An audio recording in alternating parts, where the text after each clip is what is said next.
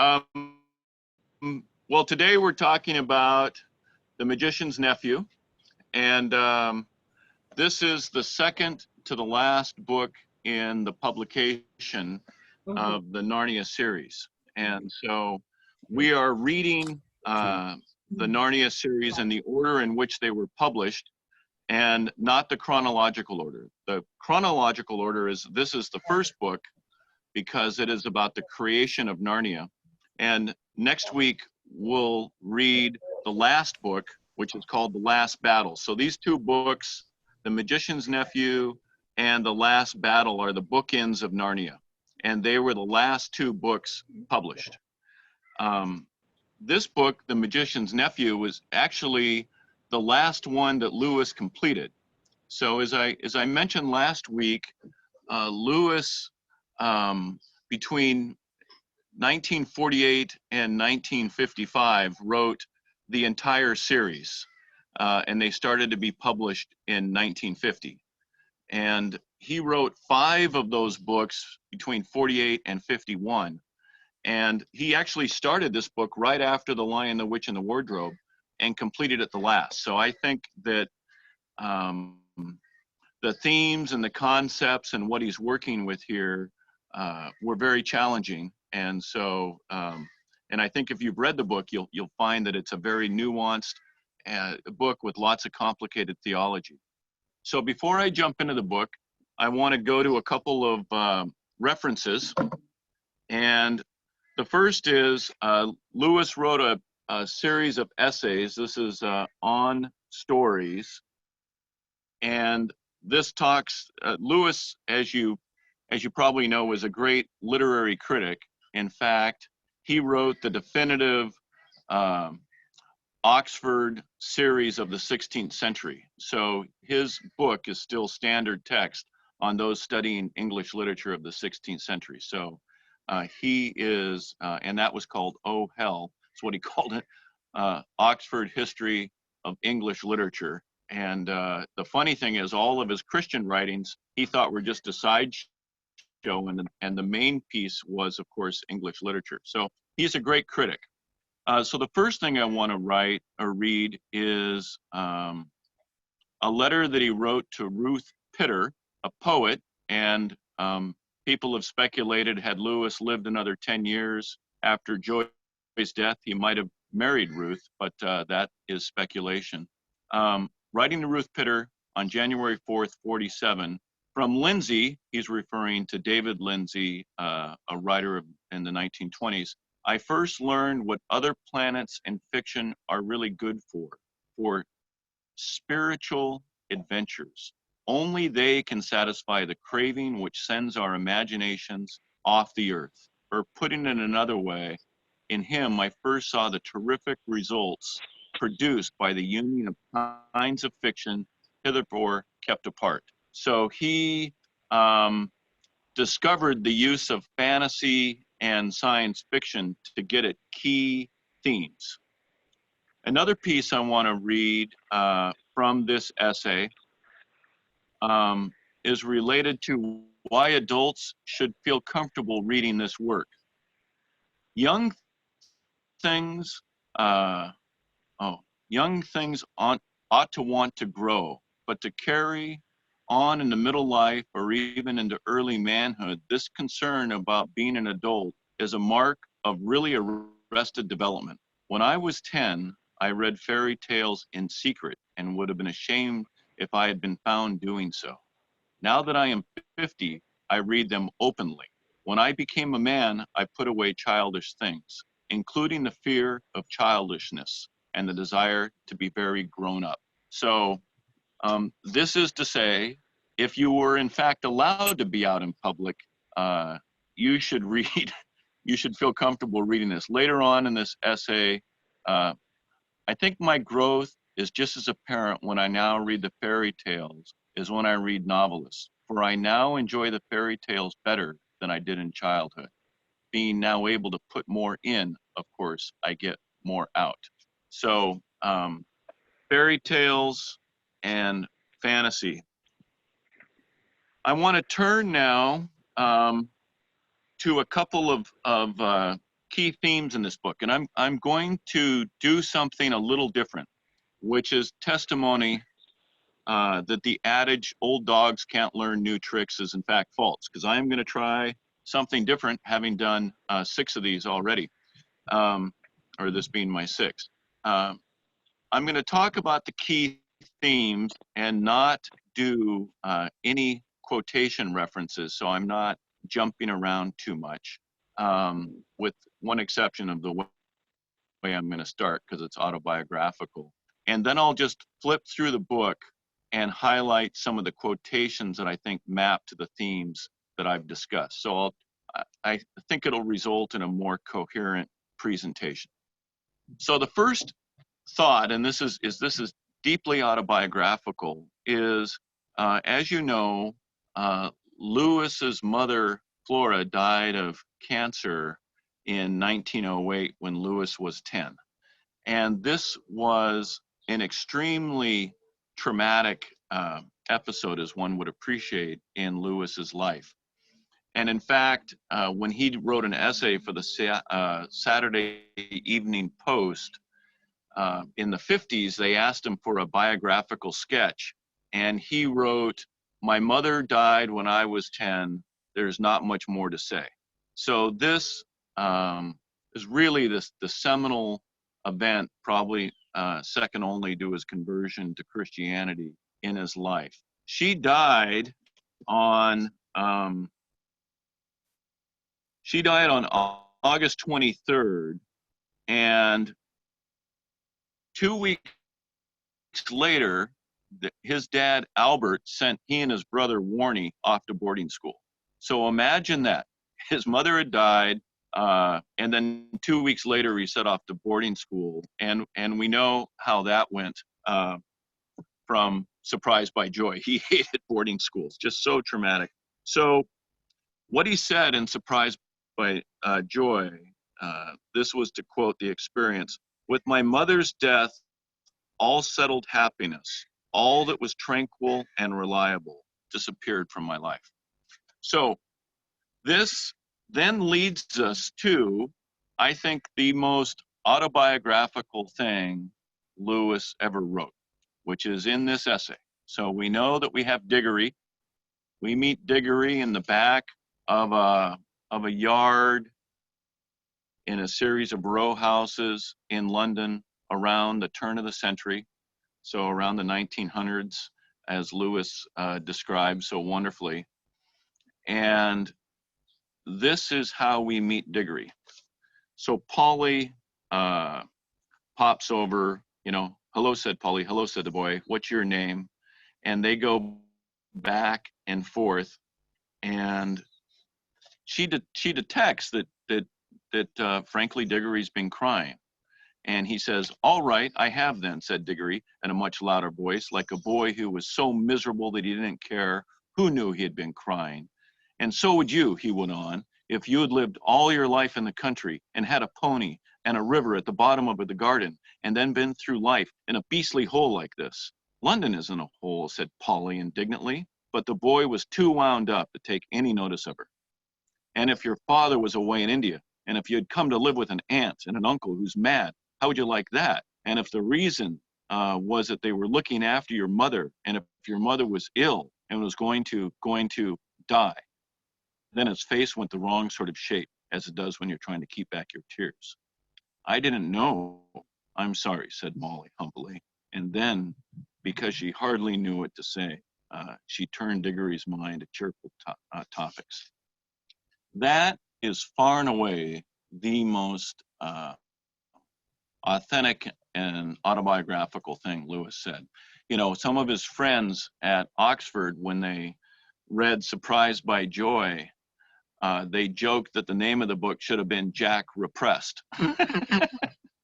because it did not capture many of the sides of Jack. That was really an examination of an intellectual journey. And what's so beautiful about what he does in the Narnia books is he reveals his imagination and his spirit through fiction in a way that he did not do in his apologetics, Mere Christianity, or Surprised by Joy or Abolition of Man or any of his great apologist works. So you learn a lot about him by reading these books. And he also infuses an emotional insight that you don't get from other of his writings. So that is the autobiographical. I now want to talk about a number of the key themes in the book. First, starting with Diggory. You know, we meet Diggory as we have just met him, and we meet Polly. And Diggory later becomes Professor Kirk, who we meet in The Lion, the Witch, and the Wardrobe. So this is Professor Kirk as a boy. And this is just a really beautiful play on Diggory's love of his mother and him coming to know Aslan. And when I think about this, my mind goes to the four loves. My mind goes, and the four loves are agape, which is godly love, phileo, brotherly love, eros, romantic love, and storge, which is affection. And the Lewis construct is that these loves need to be mediated through agape, that if any one of these loves becomes dominant, then in a sense it becomes a false god. And this is a play on that, or another view of that with Diggory. You know, his love for his mother, which is pure, and he goes through the book trying to save his mother. A seed is planted that if he could go to another planet and get some magic fruit, he could save his mother. His dominant thought throughout his journey is, can this result in healing my mother? And through this journey, he obviously meets Aslan. And I think, and I'm going to read this quotation, he keeps trying to figure out if Aslan can help him save his mother. And he realizes, and at one point, and I think this is true in all of our lives, he wants to bargain with Aslan. He thinks Aslan's going to send him on a great adventure to get an apple to help protect Narnia against the witch. And he's thinking, boy, maybe if I do a trade, maybe if I say, I'll get the apple, but will you heal my mother? And then he realizes that's not the way you deal with Aslan. And then, of course, the great temptation when he goes to get the apple, the witch is sitting there tempting him, saying, if you eat this apple, it will give your mother life and it will give you life. And he's starting to be tempted. He's starting to want the power of eternal life. And this is, you know, this is just such a classic serpent in the Garden of Eden moment. And he almost is lulled into it until she says something like, you can leave that girl Polly behind. And then his mind clears, he snaps out of it, and he flies back and gives Aslan the apple. And I think, you know, one of the most beautiful quotations on Diggory is when he's talking to Aslan about his mother, he sees a tear in Aslan's eyes, and he realizes that Aslan feels as bad about his mother as he did, and maybe worse. You know, it's just such a beautiful statement of passion and compassion. And so what he, then of course he returns, Aslan allows him to take another apple back, and he gives it to his mother, and she is healed. And I think that's just a beautiful demonstration of his relationship of his mother, mediated through agape, put within the context of Aslan's love of them both, that it becomes healthy. Outside of that, it would become controlling and a demon. I could go on at length about that with, you know, if you were to go back to, what am I thinking of? The bus ride up into heaven. That it'll come to my mind in a second. But essentially, everything related to the story of getting into heaven is about freeing yourself of a false love or passion from earth and accepting and mediating your relationship through agape love. And so that is what happens beautifully here with Diggory. Great divorce. The Great Divorce. Thank you. And Gar is doing this. Fabulous. So this is me flying without a net. This is Gar's back in Seattle, and I'm out at our beach house. So that's why I'm not going to toggle around too much and screw this thing up. But thank you, Gar. The next set of themes are really, of course, around evil and the gradation of evil, and we have two primary characters in this regard. The first, of course, is Uncle Andrew, who is just sort of low-level evil. You know, you see him rationalizing that rules don't apply to great people like him. That's why he sends, you know, Polly off to go a place that he wouldn't go, and Diggory to go rescue her using the rings. You know, something like mine is a high and noble and lonely quest. You know, this sort of terrible rationalization of narcissism and selfishness. And Diggory, or not Diggory, Uncle Andrew is sort of just your run-of-the-mill, selfish, conceited, low-level evil kind of person who later on is somewhat redeemed and kind of is a benign creature and somewhat sympathetic to him in the end, as he gets planted like a tree. But the other figure and the one that's much more complex, of course, is the witch. Jadis, who had destroyed the entire world of Charn by saying the deplorable word. Now, we don't know what the deplorable word is, and there is some illusion that we have a deplorable word here in our world. He sort of tells the kids to watch out for that when they return to our world. And there's some speculation that Lewis is referring to nuclear weapons. Keep in mind, this was completed in 1954, so that would have been very much top of mind. But this person, Jadis, who later becomes the White Witch in The Lion, the Witch, and the Wardrobe, is evil, pure and pure.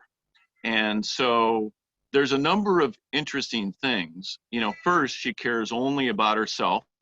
And we know from Lewis's writing that whereas relationship with Aslan or with God creates remarkably unique creatures, evil is all the same. It absorbs. It doesn't care about anything else. That's why it's the banality of evil, the commonness of evil. And you see that with the White Witch. If something's not servicing her end, then she doesn't care about it. She doesn't talk to the kids when Uncle Andrew is trying to get the carriage. She is oblivious to anything other than her power. It's also interesting that evil is essentially parasitic, that when she is out of Charn, the world that she destroyed with the deplorable word, and in the world between the worlds, she loses all of her power. And when she is in Narnia, before Narnia is created, she loses all of her power. It's also interesting that evil obscures good. You know, it's so beautiful. The creation of Narnia is so beautiful. And she can't hear it. It's just screeching. Uncle Andrew and her are repelled by the creation of Narnia in varying degrees. Uncle Andrew can't hear the animals talk, but the children can, and the cabbie can. So he plays so beautifully with evil. And towards the end, one of the quotations I'm going to give is his reference to, you know, the witch bites the apple, right? And she gets what the apple's designed to do, but it becomes a torture to her. And so he's working with themes of good and evil and agape in this beautiful, imaginative way. And so when you read it, really key into that. Of course, the counter of that is the cabbie, who, you know, it's so beautiful. Aslan meets the cabbie, of course, in Narnia, but he says, I know you well, right? So he's referring to, of course, the Christ figure in our world. I know you well, although you do not know me. And the cabbie hears things, the cabbie intuits things, the cabbie is centered, and is sort of the model of the transformed life, is really the cabbie in contrast to Uncle Andrew and the witch. And that is another thing to be attentive to, is the power of the cabbie. The last general observation I would have is this is the creation of Narnia, and it's interesting. You know, my one of the highlights of my Lewis Minion Life was doing a Q&A with Rowan Williams, a former Archbishop of Canterbury, and clearly one of the most learned people on the planet right now. And I asked Dr.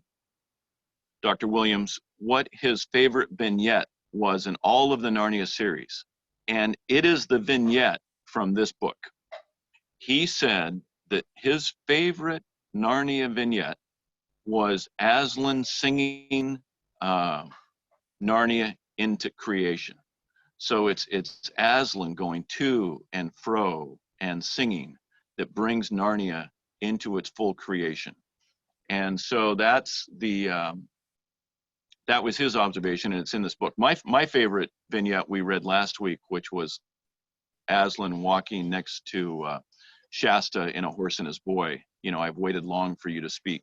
But Williams was in this book, which I think is just, and they're both beautiful. So I think that's an interesting thing. So with that, I'm just going to hit a few quotations, and I'm going to skip over a bunch of stuff because, as usual, I've done enough stuff for a 2-hour thing and not a 40-minute thing. So Diggory telling Uncle Andrew that he'll get paid out in the end. But here's the temptation. So as we know, Diggory rings the bell in Charn, which awakens Jadis. And there's a sign before the bell. Make your choice, adventurous stranger. Strike the bell and bide the danger, or wonder till it drives you mad what would have followed if you had. And then Polly, no fear, said Polly. We don't want any danger. And then, of course, Diggory, oh, but don't you see? It's no good. We can't get out of it now. So in other words, Diggory is tempted. And isn't that always the case with temptation, right? It's the wonder, it's the curiosity that leads to, in this case, a sin, which results in bringing the evil into Narnia.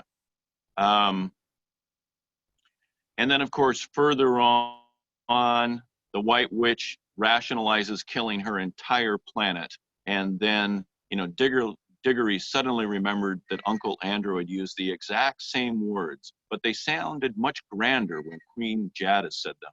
Perhaps because Uncle Diggory was not 7 feet tall and dazzlingly beautiful. So I think it's kind of fun to look at how he's working with this gradation of evil, as you will. And then, of course, we've talked about the world being, when Narnia is being created, the witch, this is a terrible world. And then, but the cabbie is the one that says, I want to listen to the music. So it's so interesting, right? In the fight at the lamppost, what is noise to the witch is music to the cabbie, which is, I think, sort of this notion of awareness. Now I want to read the Rowan Williams' favorite section of the book. The lion was pacing to and fro about that empty land and singing his new song. It was softer and more lilting than the song by which he had called up the stars and the sun, a gentle rippling music. And as he walked and sang, the valley grew green with grass. It spread out from the lion like a pool. It ran up the sides of the little hills like a wave. In a few minutes, it was creeping up the lower slopes of the distant mountains, making that young world every moment softer. The light wind could now be heard ruffling the grass. Soon there were other things besides the grass. The higher slopes grew dark with heather. And it goes on and on and on. But what a beautiful take on creation. And I think that, and actually I had a chance to talk to Rowan after our little session, because he's a great apologist for the Christian faith.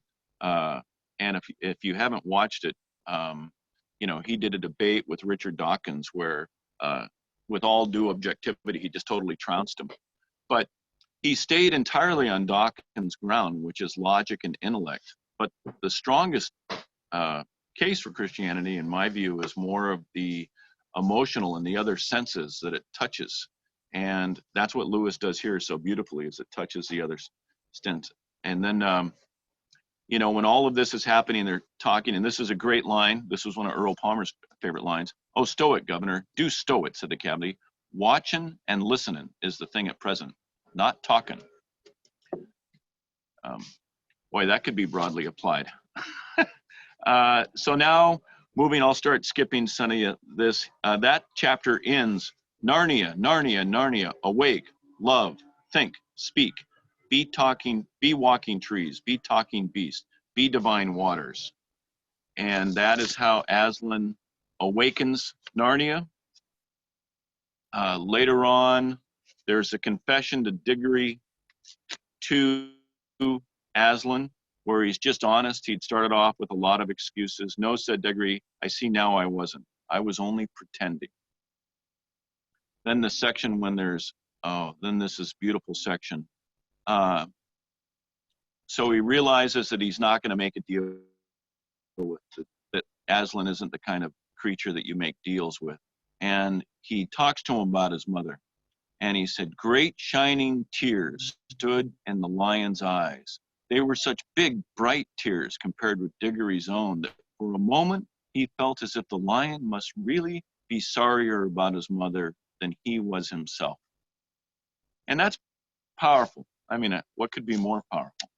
Because the greatest complaint, frankly, about Christianity is, why could a good God allow bad things to happen? I mean, that is, if you read, you know, the Grand Inquisitor from Dostoevsky, that is the Grand Inquisitor's chief complaint and challenging of Alyosha's faith is, why could a good and loving God allow bad things to happen? And here is Aslan being completely present with Diggory and knowing that this is, you know, this is coming from Lewis's heart. And just what a beautiful statement of compassion. I'm going to skip over a couple things because then I want to get to dialogue. So now we come to the temptation, and this is this. So Diggory and Polly fly on Strawberry, who has become Fledge in Narnia, the cabbie's horse, and they have to go get the apple and bring it back so that it can become a tree and protect Narnia from the witch. And so this is the letter outside the garden. "Come in by the gold gates or not at all. Take my fruit for others or forbear. For those who steal or those who climb my wall shall find their heart's desire and find despair." And so we then go, and Diggory does the right thing. But of course, the witch eats it. So let's go back to what Aslan says about the witch. So thought Aslan, there must be some mistake. She can't really mind the smell of those apples. Why do you think that, daughter of Eve? Asked the lion. Well, she ate one. So he's responding to Polly. Child, he replied, that was why all the rest are now a horror to him. This is what happens to those who pluck and eat fruits at the wrong time and in the wrong way. The fruit is good, but they loathe it ever after. Oh, I see, said Polly, and I suppose because she took it the wrong way, it won't work with her. I mean, it won't make her always young and all that. Alas, said Aslan, shaking his head, it will. Things always work according to their nature. She has won her heart's desire. She has unwearying strength and endless days like a goddess. But length of days with an evil heart is only length of misery, and already she begins to know it. All get what they want. They do not always like it. So that is another key Lewis theme, which of course is twisted evil. Evil is twisted good, I should say. And that's a great reflection of that with the White Witch. So there is an awful lot to this book. I've talk straight for a half hour, which was my intention. I don't want to go longer than that because I want to have a little give and take with all of you. So go off mute and share your thoughts or ask a question, and let's have a little dialogue. The only person I can see is Gar. So Gar, if you're going to have to ask some question. I don't want to flip around because I'm worried I won't be able to get back to where I'm supposed to be. No, the only thing, I kind of wrote down was, and this may be, contemplative of ex-wife, but he always uses beauty as evil, or, all these beautiful characters, Queen Jadis and stuff like that. And I was thinking about, there's got to be something until we have faces and stuff like that. But do you think his point was just simply don't trust, or what is his literary use of having, beauty have an evil side sometimes? I think it's a very complex motif on divorce, Gar. That's what it is. No, just joking. I think he's always trying to strive towards inner beauty, right? So if you take a look at The Lion, the Witch, and the Wardrobe, the beautiful one is Susan, but the hero is Lucy. So he is trying to work on not allowing outside perceptions define us, but looking towards inner perceptions. I would also know that until we have faces, it was the beautiful younger sister who ends up being very, very good. So in that sense, it was the opposite, right? It was the beautiful one who ended up being the most in tune. And so, he works it both ways, but I think he's trying to force us to look for inner beauty versus outer reflection. Yeah. Would he also be talking about intent? What is your intention in any of these decisions? That could be too. Yeah. I mean, the witch is defined. That's why I think, Uncle Andrew is he considers himself a dandy, but he's honestly not. And he puts them both on the spectrum of evil. So it's not just the beautiful that are bad.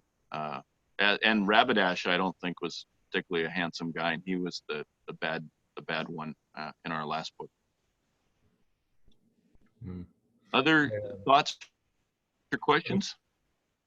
Having reread this is actually one of my favorite two of his books, but I just, for some reason, just love that line. Aslan is not one to be bargained with, or something like that.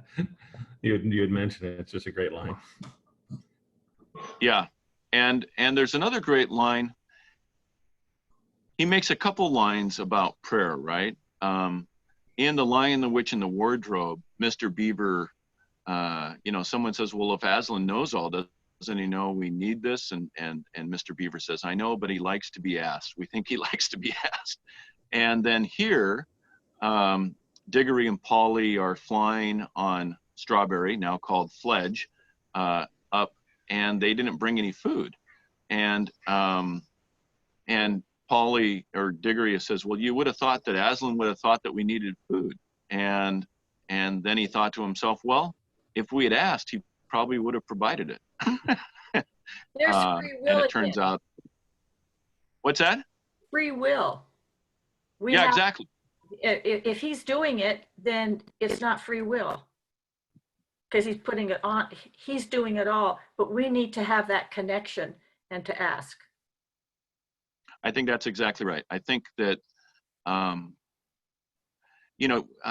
Lewis gets at this with the toy soldiers motif in Mere Christianity, which is, if all we do is take direction, then we're basically just a bunch of automatons. There's no relationship. There can't be a relationship if it's a command control dynamic. It can only be a relationship if there's choice.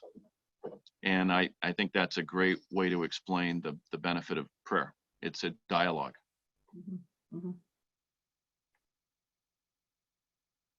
Okay, somebody come off mute and jump in. I got a question about the name Diggory.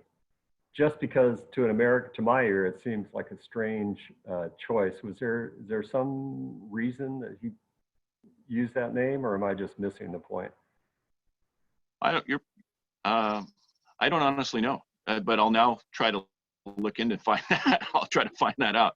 I always reread, the biographies, and I haven't seen mention of that. So I'll flag that as something to think about. He does have a lot of fun with names. There's an entire book on how he's using the images of planets for each of his books and their symbolism through that. I mean, and I think, Lewis does nothing casually. So I don't doubt that there's some meaning behind it, because, he was also a scholar of medieval literature. And so there's always sort of these obscure allusions to things. So that'll be a fun one to look into. Diggory doesn't sound like a high-class name in English literature. Yeah. I mean, it isn't. I mean, it is beautiful that the founding king and queen of Narnia are a cabbie and his wife who gets called out from doing the laundry, and sort of the appreciation of her natural beauty is in her apron doing her work. So, and Diggory, of course, is a common name. So I know, Jonathan, can you hear me? I can, yeah. Oh, good. I was going to say that's a common theme with him, that somebody always looks more, particularly women, but always look more natural, always look better when they're looking more natural and not dressed up. That comes up again and again. Yeah, thank you, Sandra. And I would just, this is really sort of next week, but throughout these books, Lewis is kind of hard on Susan, right? And she's the only one that doesn't end up going into the new Narnia. And this book is dedicated to the Kilmer family, and they had 8 kids, and there's a lot of correspondence between Lewis and these kids. And one of those letters, someone was asking, what happens to Susan? And because she's the one unresolved character at the end of the next book. And he goes, well, we don't know, we don't know, at that moment in time, she was vain, but we don't know what happens in the rest of her life. Actually, a very sympathetic treatment towards Susan, but which is nice because he's kind of nasty to her throughout the books. So it's nice that post facto, he had a sympathy towards her. Somebody jump in. Yeah, this is Eric. Oh, Eric, great.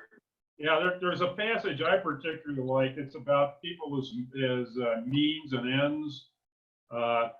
So she says, in charm, she had taken no notice of Polly till the very end, because Diggory was the one she wanted to make use of. Now that she had Uncle Andrew, she took no notice of Diggory. I expect most witches are like that.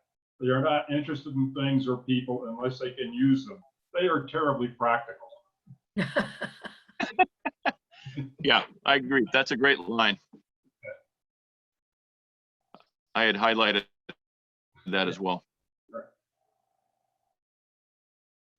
Another favorite line from somebody? We got about 5 minutes left, and then I agree with Rowan Williams. That singing of Narnia into being is magnificent. It's hard to beat.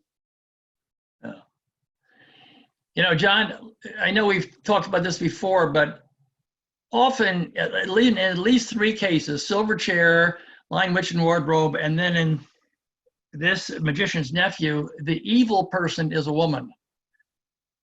And of course, that's a little hard in a sense, but any other thoughts on that? I know that that the woman that he was caretaker for was nasty to him, but are there any thoughts on the theology or why that would be? Well, I don't think, I'm not going to suggest there's any theological tie to it.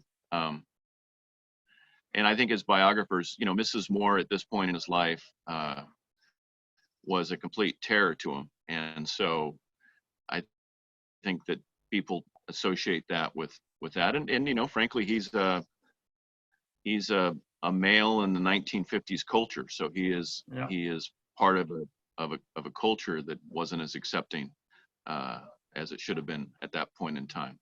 And particularly, he's part of the university culture, which is, of course, at that point, a very male culture, following the public schools of all male and going into university where most of the professors were male. So he's very familiar and comfortable with males and not so comfortable with women.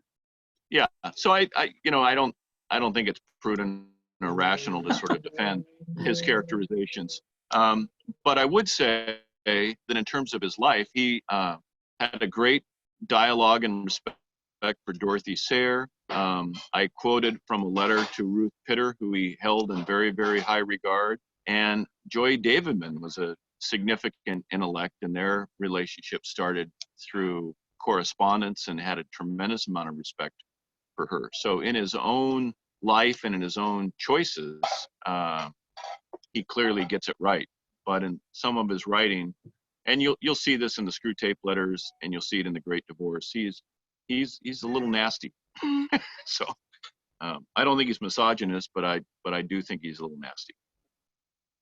On the etymology of Diggory, did he have any connection at all with Australia in any way, C.S. Lewis? Because Diggery-do is an Australian term, and I can't remember whether it's an instrument of some kind, or it's a wind instrument. I think it is. Digger, digger is another name for Australians. Oh, there you go. I mean, So is didgeridoo, isn't it? Yes, it's a didgeridoo. Yeah. Didgeridoo. But that's digger, great. But it's spelled the same way. Is a term for Australia, particularly for Australian soldiers. Oh. And also with mining in Australia, I think that's where the term may have come from. But they're often called diggers. Oh, well, thank you for that. The only thing that really comes to mind, I mean, Lewis had only been on one airplane, and that was late in his life to fly to Greece with Joy Davidman. So but of course he read widely and was probably very aware of that. Tolkien came from South Africa, and I don't know if there's similar associations there. It is interesting to note that this book was published within a year of The Lord of the Rings. So maybe it was an influence from Tolkien, but thank you for that. Now I have something to say when I am asked that again. Thank you. When I think of Diggory, I think of he was able to go deeper. He was, this sounds stupid, but kind of digging deeper. It was not all surface. Oh, that's great. That's fabulous. Thank you. Any other thoughts or questions? I sort of promised to try to keep these things at 45 minutes or so, but would love to. Can I talk? Oh, yeah. Yes. I Googled Diggory. It's of French origin and means the lost one. So, really? Yeah. Well, the lost one. There you go. Well, we have a couple different. There's multiple different ways to define Narnia too. So it's either a small northern Italian town, or it is Turkish for lion, or I think it's fun to have multiple different angles at it. Well, everybody, thank you for your time. Next week we'll do the last book, and this one, the Last Battle is a powerful book, and it deals with the end of Narnia. So we're going from the beginning of Narnia to the end of Narnia, and it deals with all sorts of big themes like revelations and signs, false gods, and who gets into heaven, So these are sort of non-trivial topics dealt with in the same sort of imaginative way. So I'd encourage you this week to read The Last Battle. And then I've also had a nice email exchange with Ruth Ann, and we'll proceed in the fall with the resumption of the Minion. And as we discussed right before we couldn't meet anymore, I think we're going to start in the fall with Mere Christianity. We haven't done it in a number of years, and I think it's time to return to Mere Christianity. That will actually start the first week of October. If it can actually happen, I'll be flying around a bunch in September. So we'll do Mere Christianity in the fall. But next week is The Last Battle, and so spend a little bit more time in Narnia. And thank you for the time you spent with us today. So everybody have a great day. And the sun is coming out, so get outside and take a walk.